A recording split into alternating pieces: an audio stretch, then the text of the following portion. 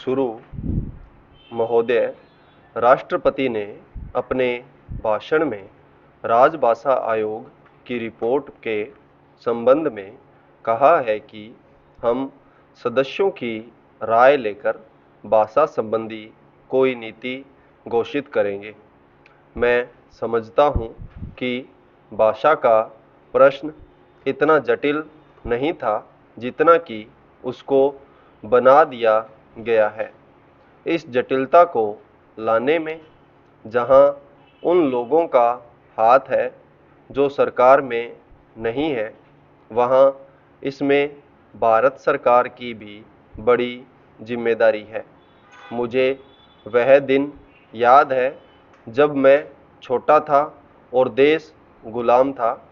उस वक्त महात्मा गांधी हिंदी के संबंध में चर्चा करते थे और उनकी कृपा के फलस्वरूप और उनके प्रयास के फलस्वरूप सभी प्रांतों में हिंदी की सभाएं खोली गईं और वहाँ हिंदी का प्रचार किया गया।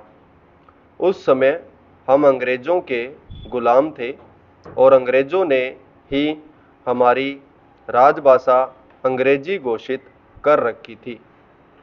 तब हम अंग्रेजी से दूर थे और हिंदी के निकट थे। लेकिन आज जब हमारी अपनी सरकार है, अपना शासन है, हम हिंदी से दूर होते चले जा रहे हैं। एक समय था जब देश में हिंदी के संबंध में एक मत था। जब देश स्वतंत्र हुआ उस समय हिंदी के संबंध में घोषणा हो जानी चाहिए थी, लेकिन उस समय सरकार चुप हो गई। अब जो देर हो रही है, इससे भाषा संबंधी समस्याएं बढ़ती जा रही है। मैं नम्रता के साथ सदन के सदस्यों के सम्मुख यह निवेदन करना चाहूँगा कि कितनी विचित्र स्थिति है कि आज हमको अंग्रेजी भाषा का मोह पैदा हो रहा है। आज हिंदी देश की मुख्य भाषा है, इसमें कोई दो मत नहीं हो सकते। यह सबसे अधिक बोले जाने वाली भाषा है। आज इसका विरोध बढ़ता जा रहा है। कुछ ऐसी बातें हो रही है जिससे मालूम होता है कि हिंदी का विरोध प्रादेशिक भाषाओं से है, लेकिन ऐसा नहीं है।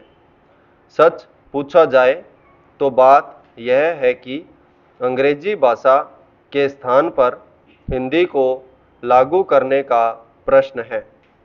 प्रांतों में काम प्रादेशिक भाषाओं में हो, किंतु केंद्र में तो हिंदी भाषा भाषियों को और कुछ जो अहिंदी भाषाभाषी लोग हैं उनको यह गलतफहमी हो रही है कि हिंदी वाले बलपूर्वक हिंदी को राजभाषा बनाना चाहते हैं, लेकिन इसमें कोई इस प्रकार का प्रश्न नहीं है।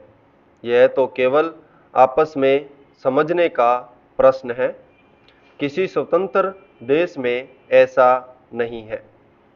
महोदय, राष्ट्रपति के अभिभाषण में राष्ट्र की दशा का जो भी चित्रण किया गया है, उसे देखकर भविष्य के बारे में जनता के मन में अच्छे जीवन की आशा उत्पन्न होना कठिन है। अभिभाषण में अधिक बल शासन ने अभी तक जो कुछ किया है उसकी ओर दिया गया है, जबकि यह सदन और राष्ट्र की जनता आज हमारे सामने जो संकट खड़े हैं उनका निराकरण किस प्रकार किया जाएगा, इसके संबंध में मार्गदर्शन की आशा करती है। राष्ट्र जीवन के भिन्न भिन्न क्षेत्रों में सरकार द्वारा अपनाई गई नीतियों के जो परिणाम हुए हैं वे हमारे सामने हैं। मुझे यह देखकर बड़ा दुख हुआ है कि राष्ट्रपति महोदय के अभिभाषण में राष्ट्र की सुरक्षा के लिए, एकता के लिए जो नए नए संकट खड़े हो रहे हैं उनका कोई उल्लेख नहीं किया गया है। कुछ ही दिन हुए हमारे रक्षा मंत्री ने एक भाषण में कहा था कि भारत 100% सुरक्षित नहीं है। किसी देश का रक्षा मंत्री सार्वजनिक रूप से इस तरह के विचार व्यक्त करे तो यह प्रश्न स्वाभाविक रूप से खड़ा होता है कि राष्ट्र की सुरक्षा की ओर, जो कि सर्वोपरि है, ध्यान देने के लिए पूरा प्रयत्न क्यों नहीं किया गया। सभी जानते हैं कि सुरक्षा के लिए जो भी संकट है वह हमारे पड़ोसी से हैं और वह पड़ोसी आणविक शस्त्रों की मांग कर रहा है। वे शस्त्र किसके विरुद्ध काम में लाए जाएंगे इसके संबंध में किसी को संदेह नहीं है, किंतु प्रश्न है क्या हमारा सैनिक बल, हमारा साज सामान किसी भी आक्रमण का सफलतापूर्वक सामना करने में समर्थ है। मैं यह स्वीकार करता हूँ कि किसी बड़े युद्ध की आशंका नहीं है, किंतु पाकिस्तान के नेता अपनी जनता का ध्यान वहाँ की गिरती हुई आर्थिक स्थिति से दूर करने के लिए किसी भी समय कश्मीर के प्रश्न पर अंतर्राष्ट्रीय सैनिक हस्तक्षेप को निमंत्रण देने के लिए झगड़ा कर सकते हैं और कोई भी परिस्थिति उत्पन्न हो, देश की जनता इस सरकार से यह आश्वासन चाहती है कि जहां तक पाकिस्तान के आक्रमण का प्रश्न है, भारत 100% सुरक्षित है।